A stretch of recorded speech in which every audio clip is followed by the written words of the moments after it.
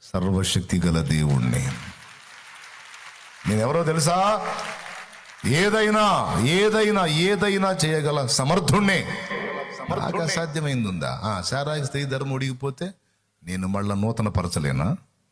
నీ అవయవాలు చెడిపోతే నేను వాటిని మళ్ళా నూతన పరచలేనా?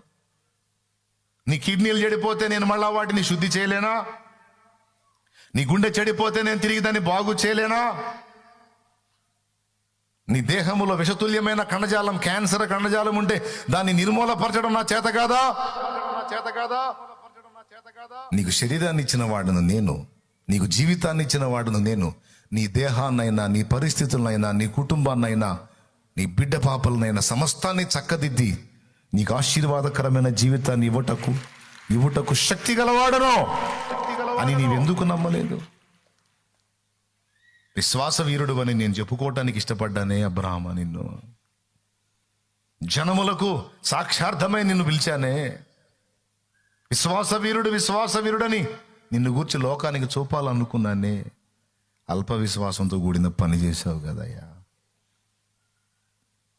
ఇప్పుడు చెప్తున్నాను విను. నింద తెచ్చుకున్నావు నువ్వు. నేను సర్వశక్తి గల దేవుడను, నా సన్నిధిని నడుచుచు నిందారహితుడవై ఉండు.